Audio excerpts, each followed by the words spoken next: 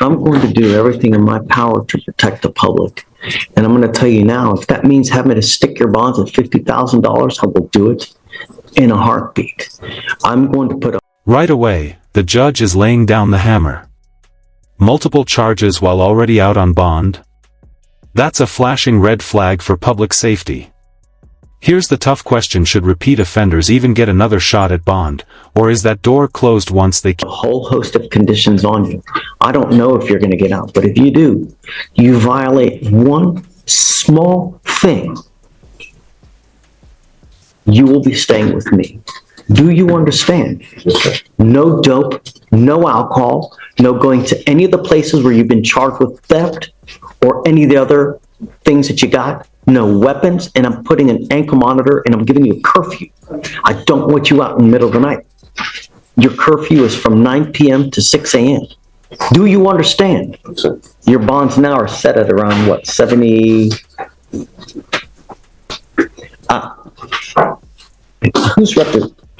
Shreya's representative. Yeah, Oh, no, Josh, he stepped out because it was just coming out to sign the I condition. can step in. No, I think his bonds are wholly insufficient. His criminal mischief is at $1,000. His theft is at $800. That's just, and he's charged with aggravated robbery and a retaliation. I don't think so. That's like, that's, yeah, I'm going to need, so what we'll do is I'm going to roll him to tomorrow and we'll talk with Josh tomorrow, but I now find that your bonds are wholly insufficient. You're way too dangerous, man.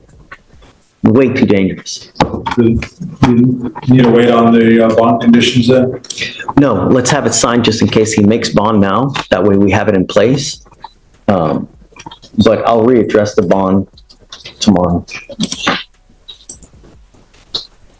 Perception is reality. So you're wanted out of Kern, California for willful cruelty to a child. Are you waiting formal extradition, sir? Yes, sir. Okay, so what that means is we give the demanding jurisdiction here, California, 2 weeks to come pick you up. And if they fail to come pick you up within that time, we will release you. Yes, sir. You know that California's ready to come get him? Amy? Oh, yes. Okay. All right. Good luck. Thank you, sir. Thank you, Judge. So let me get this right, Josh. He was out on bond for the aggravated robbery. He was out on bond on the other case, on the retaliation, and then he picked up these 2 new cases, right? Is that right? Yes. Let me check that.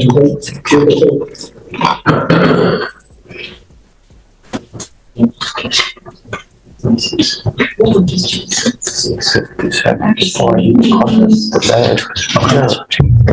think he was out on bond for the ag rob, and then, Oh, the ag rob's from May. yes. And then picked up So there's that. retaliation on 9/4, and then after that, so it's a 3rd time he's out, and then he picks up another case? These allegations, Judge, are from August of this year. There's 2 cases in this court. Yes. Let me see. It was after the ag rob and before the retaliation. All right, so the retaliation is September 3rd.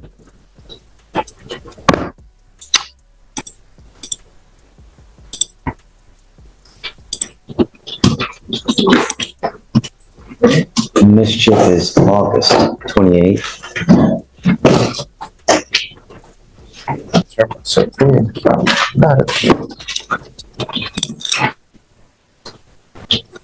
Theft is August 8th, 28th as well. So I found that I had the warrant. Put myself there.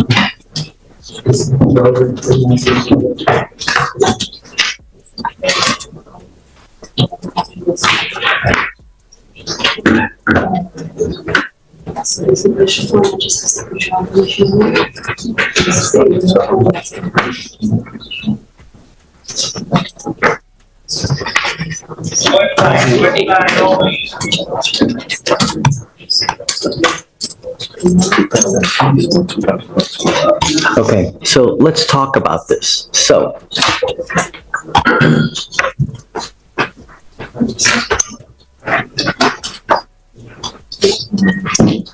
officers get a call that a robbery has occurred. Here's where things heat up. A simple robbery call turns into a case involving broken glass, stolen vapes, and a scheme right out of a low-budget crime film. But remember, even these small thefts build a bigger story for the judge, one of escalating risk. Complainant stated to officers two defendants later identified as Defendant Marshall and Defendant Ronald Waters, which was our other defendant from the other day, right? Remember Ronald Waters from yesterday? Hereinafter referred to as Waters and Marshall walked into a store, destroyed a glass partition, which was $300 to replace, and walked out of the store with 3 vapes and other stuff. Sodas and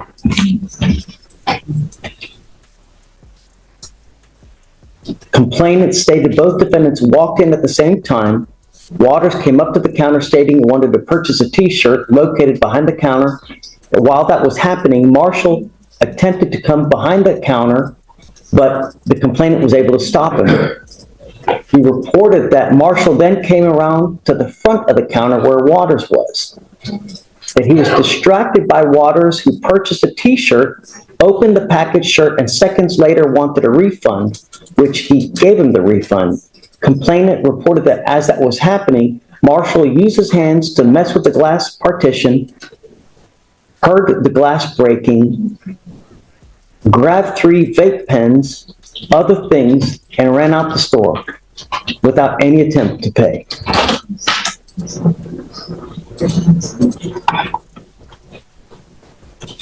Complainant states that he knows both defendants by sight and can identify them from priors.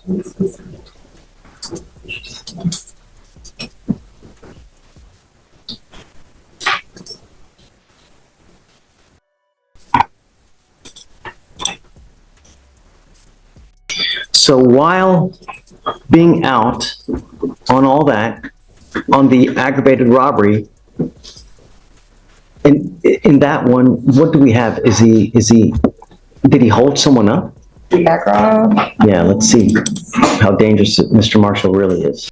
Picture this, you're delivering pizza, suddenly staring down the barrel of a gun. Do you freeze, run, or fight back? The law protects self-defense, but in real life, these split-second choices can define the rest of your future. Allegedly. So the complaining witness was a delivery man for Domino's. I believe he made a delivery to the co-defendant in that case. The complaining witness said he felt something wasn't right and told the co-defendant to just pay him half so he could leave. The co-defendant pulled out a handgun, pointed it at the complaining witness, and demanded the pizza. The complaining witness... Let's stop here. Imagine being a delivery driver, countdown ticking, gun pointed at you, life flashing before your eyes. The law says you don't have to gamble with your life, self-defense can justify deadly force. But here's the moral dilemma, was shooting back the only option, or could escape have worked? What would you have done in that terrifying moment? Noticed this defendant by his vehicle at that point and observed defendant Marshall open his front passenger door, reach in and steal a fanny pack that held his cell phone. So this defendant Part of the offense. He's not the one with the actual. He was not the one pointing the gun, yes, Judge.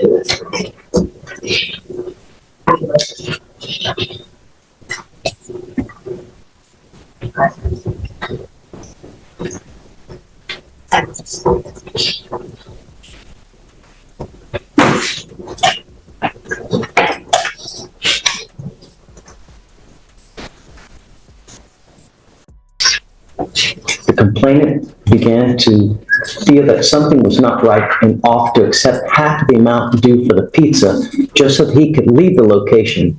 White then pulled out a firearm, pointed at the complainant, and demanded the pizza. White told complainant that he had 5 seconds to give him everything he had and began to count out loud. Do you know how scary that is to have someone hold a gun at you, tell them you have 5 seconds to give them everything or else?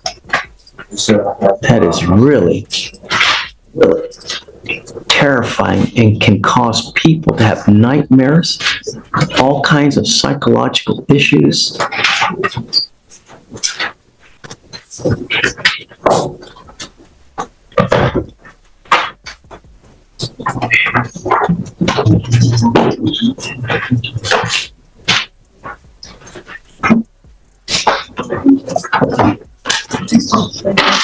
God. When Defendant White reached his 5-second countdown, the complainant stated that he saw Defendant White attempting to pull the trigger and could hear a clicking sound. It was at that moment the complainant was fearing for his life.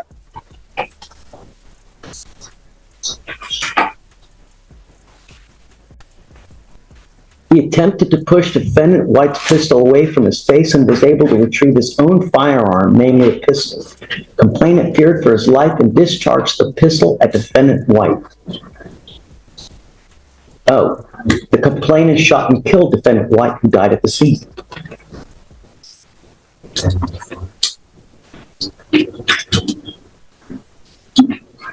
Complainant stated the defendant Marshall ran off with his property and the complainant drove to a safe location before calling the police.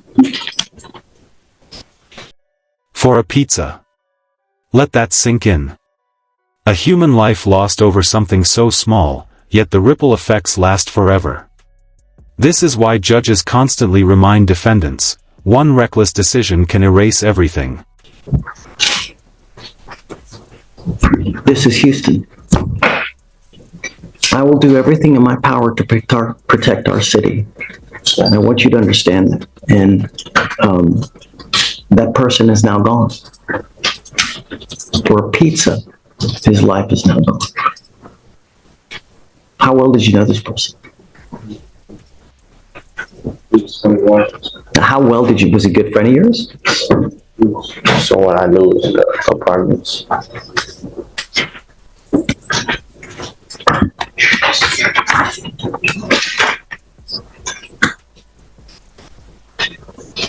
I'm going to make each of your bonds $3,500, Mr. Marshall. I want you to understand that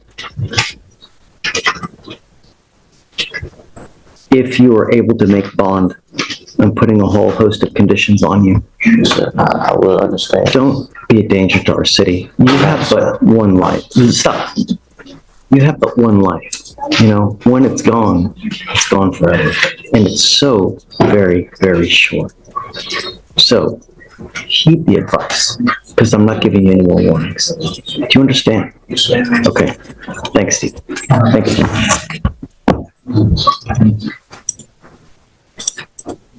Good morning, Mr. Jones. Good morning.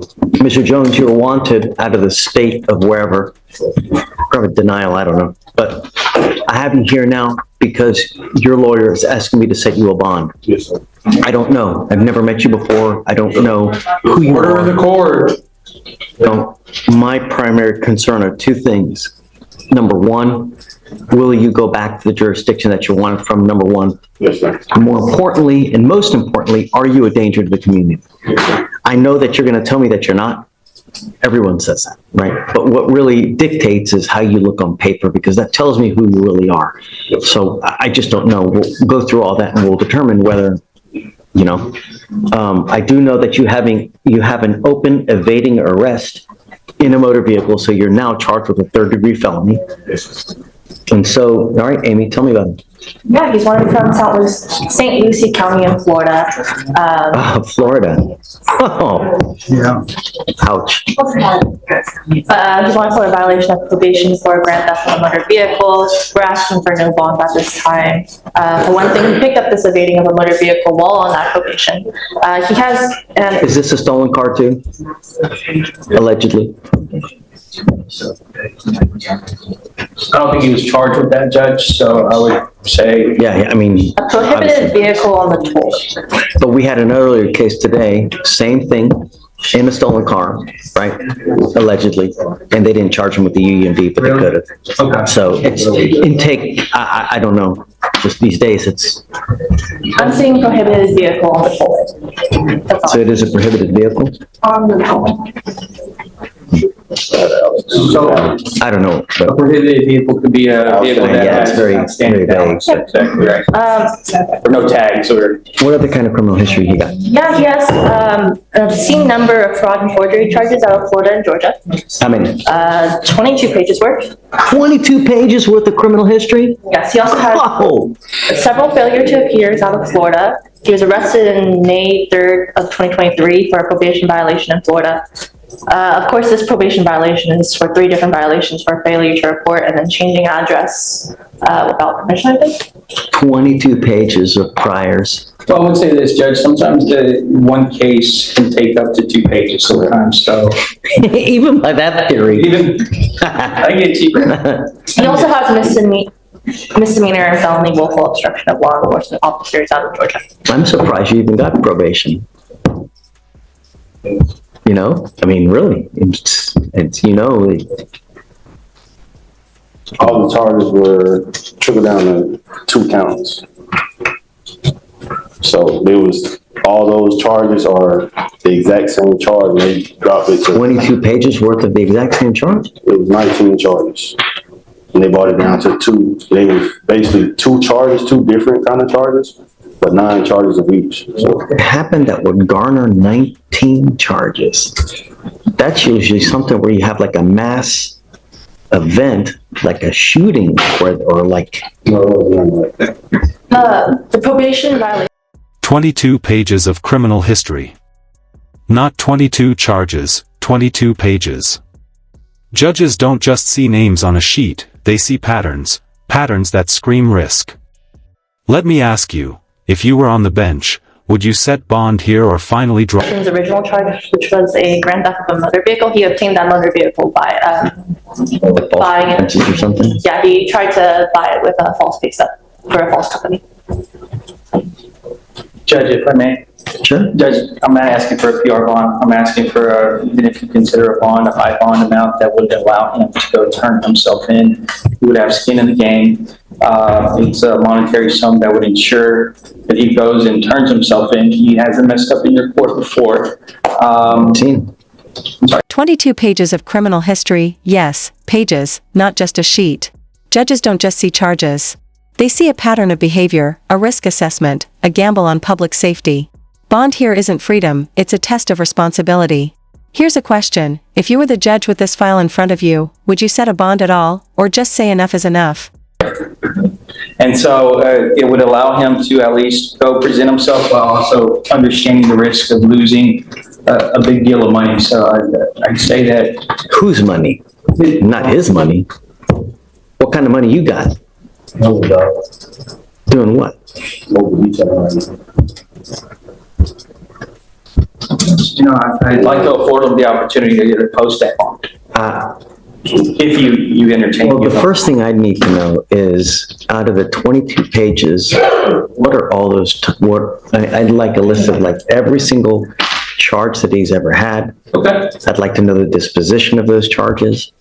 Because, you know, the problem is, Mr. Jones, is that when you have too much baggage, the more baggage you have, the higher of a flight risk you are, because you know that at some point you're going to have to answer to those charges, and you're going to try to. But I answered to all those charges. Well, I don't know that. I know you're telling me that, I but understand, but those I handled that. That was my first real case, and I handled it. Yeah, I mean, And some of those, with the LTA and stuff, I turned myself in. It was misunderstandings with court dates and stuff like that. And it will show where I turned myself in, like, multiple times. in this case here, you're trying to evade capture here. I mean, so I don't know. I need to know a lot more about you before I were to grant your bond, Like, the current case, I can't speak on that right now, but Don't, right. all the other cases, I turned myself in and I handled what I needed to handle. Has he ever had a prior fugitive case before? Out of where? So, Ricardo, if you want, we can do a deeper dive, or you guys can do a deeper dive and let me know more about him. Here's the thing, Judge, I don't think it's, here's how this, it would work. I don't have access to the 22 pages. I would love to give you the report by tomorrow. I can do that. So what we can do is we can ask Amy to print you out the NCIC report. Can you provide him with a copy? I'd have to ask Dave, if that's all right with you, Judge. They're, at least at the minimum, I know that they'll let you look at the report. So you can look at it and write it down. I don't know if they'll give you a copy of it, but at least you can look at it and we can try to work through to see all the charges of what they are. Right. Try to find out what the disposition, but, I can also go through it and. right. Okay. But with 22 pages of prior criminal history, I'm going to tell you now, it's a really uphill battle to get you a bond. And if I do give you a bond, it's going to be a hell of a high amount now. In the high five digits, perhaps 6 digits, because I want to make sure that you turn yourself in. And the problem is that I know that there's a hurricane out there hitting Florida, so it's a perfect time for you to give me this kind of excuse there. I couldn't make it there. I couldn't make it here because of this and that. And when here,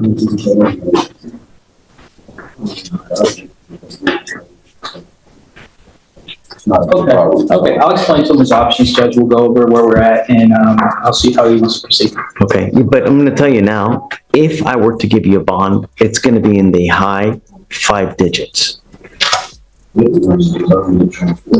Understood. Judge, my understanding is he already waived on October 8th, and so his pickup date is. You know what? And I'm going to tell you now, we have at least 3 other people here from Florida. And I think it's Miami-Dade, right? Wasn't it Miami-Dade that we have? This one is St. Lucie County. How far is that from Miami-Dade?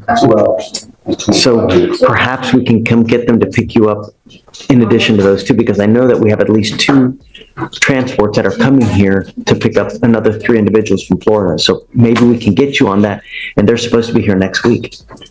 So if you waive, or you've already waived, so great. So I'm not trying to run from nothing. I just want to get this over with. here's the only other advice I'm going to give you now, is that if you do go back, you have to stay in contact with your felony lawyer in your felony case, because if you don't, and they think that you've absconded, they're going to issue a warrant in that case, and then the hold that you have here for your Florida stuff, it's going to happen to you over here, because you're going to be over there, and then you're going to get a Harris County hold. So when you do finish up over there, you're not going to get out, and they're going to try to transport you back over here.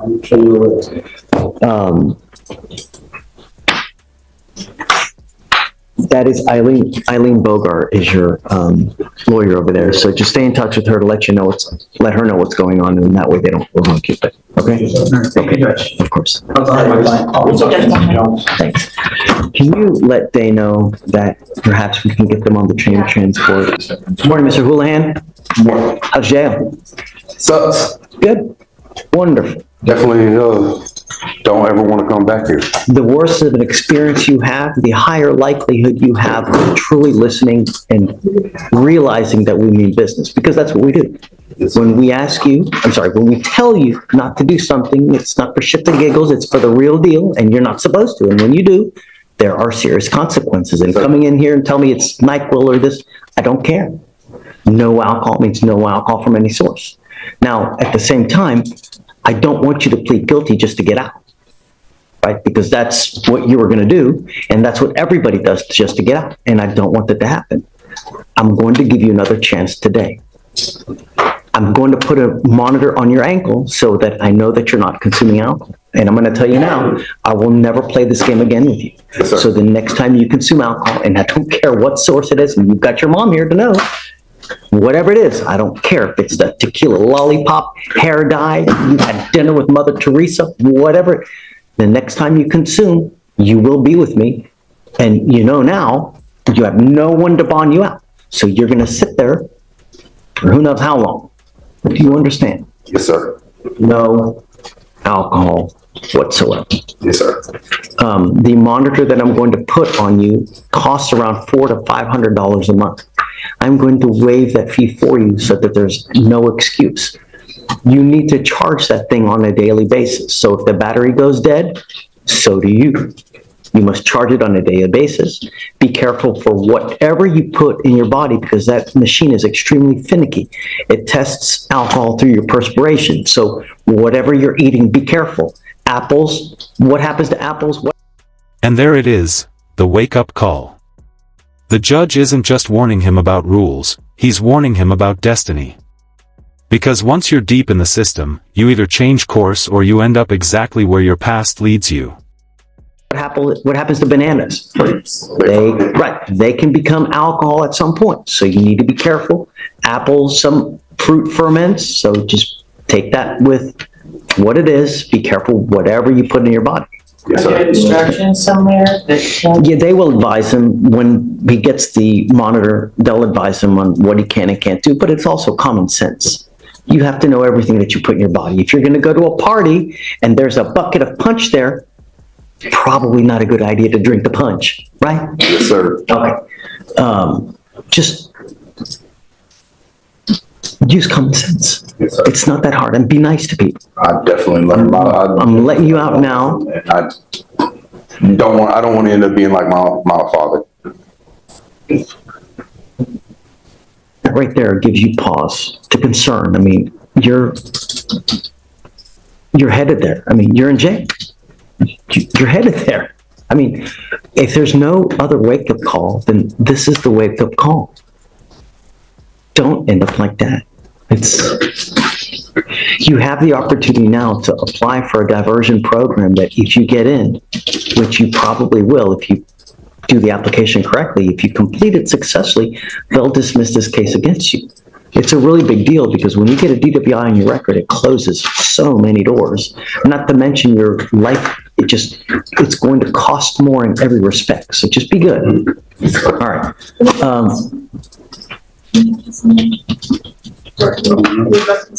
Yeah, drug testing as well. You're going to be tested 40 days from today. If you find weed in your system in 40 days, that tells me that you've continued to smoke weed. I'm going to put you in jail. Don't smoke weed. Don't go to any parties.